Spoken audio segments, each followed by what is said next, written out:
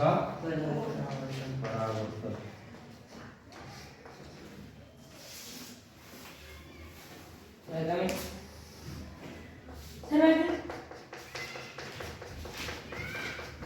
यहाँ पर कोई चमकीली सतह है, क्या है? चमकीली सतह।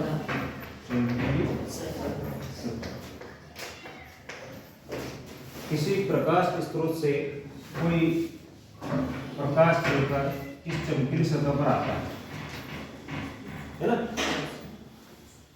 और इससे टकराता है। टकराने के बाद उसी माध्यम में क्या होता है? वापस लौट जाता है। इस किरण को कहेंगे अपन आपतित किरण। क्या कहेंगे? आपतित किरण। आपतित किरण। और जो किरण टकरा कर गई है उसको बोलेंगे परावर्तित किरण। परावर्तित किरण।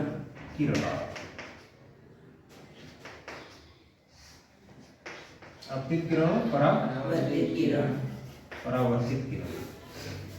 इन दोनों के बीच में क्या है? अभिलंब। क्या है? अभिलंब।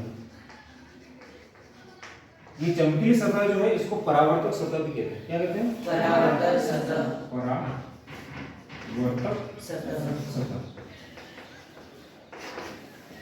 ठीक है। आपतित किरण और अभिलंब के बीच जो कोण बनता है उसे आई के नाम से जानते हैं।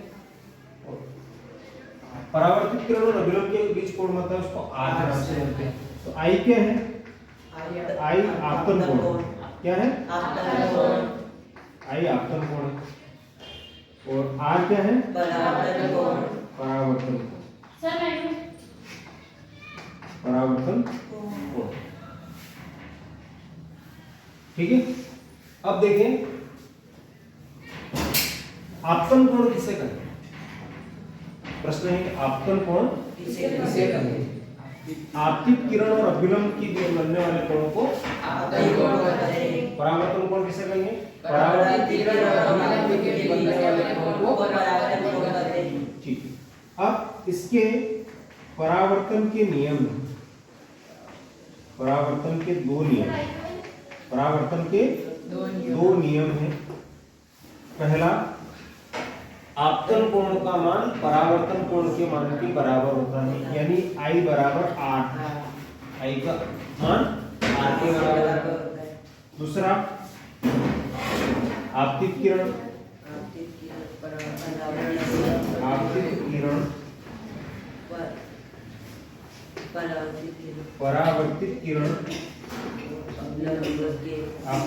परावर्तित किरण और अभिलंब क्या होते हैं?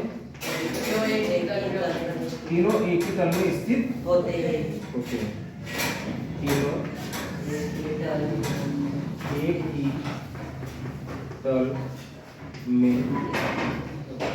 स्थित होते हैं।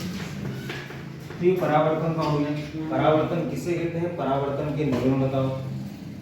जब कोई प्रकाश किरण चमकीली सतह से टकराने के बाद उसी माध्यम में वापस लौट जाती है, इस घटना को प्रकाश का परावर्तन कहते हैं। जो प्रकाश किरण आती है उसको आपतित किरण, जो टकराने के बाद जाती है उसको परावर्तित किरण। दोनों के बीच में होता है अभिलंब। आपतित किरण और अभिलंब के बीच जो कोण बनता है उसको आपतन कोण कहते हैं। परावर्तित किरण और अभिलंब के बीच जो कोण बनता है उसको परावर्तन कोण कहते हैं। परावर्तन के दो नियम हैं।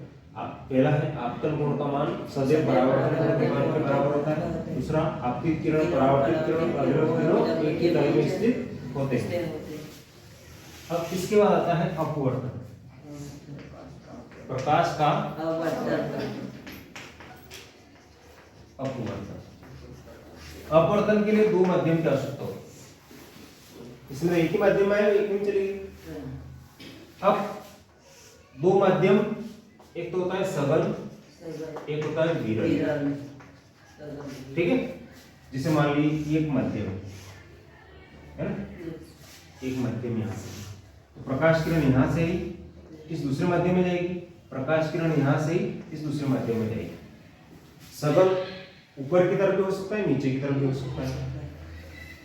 मान लीजिए ऊपर की तरफ सघन है, नीचे की तरफ विरल है। फिर ऊपर की तरफ विरल है, नीचे की तरफ सघन। सघन। ठीक है, अब देखो ये शब्द आपके ध्यान में है, मैंने बताया था स वि दु वि स जु। इसका मतलब क्या है, प्रकाश किरण जब सघन माध्यम से विरल माध्यम में जाती है तो अभिलंब से दूर हट जाती है। सघन से विरल में जाएगी तो अभिलंब से दूर, ये अभिलंब है, अब इस अभिलंब से इधर दूर हट गई। समझ में आ गई बात? सभी तो हो गया। विसजु विरल माध्यम से सघन माध्यम में जाती है तो अभिलंब की ओर झुक जाती है। बात समझ में आ गई? जब कोई प्रकाश किरण सघन माध्यम से विरल माध्यम में जाती है तो अभिलंब से दूर हट जाती है, विरल माध्यम से सघन माध्यम में जाती है तो अभिलंब की ओर झुक जाती है। तो अब इसके आधार पर अपवर्तन की परिभाषा क्या देंगे? प्रकाश किरण को सीधा निकलना था ना, सीधा निकली, ये मार्ग उसका, इसमें भी ये सीधा मार्ग है, तो सीधे मार्ग से तो ना तो इसमें गई ना उसमें गई, है ना। तो परिभाषा क्या होगी? प्रकाश किरण जब एक माध्यम से दूसरे माध्यम में जाती है तो अपने मार्ग से विचलित हो जाती है।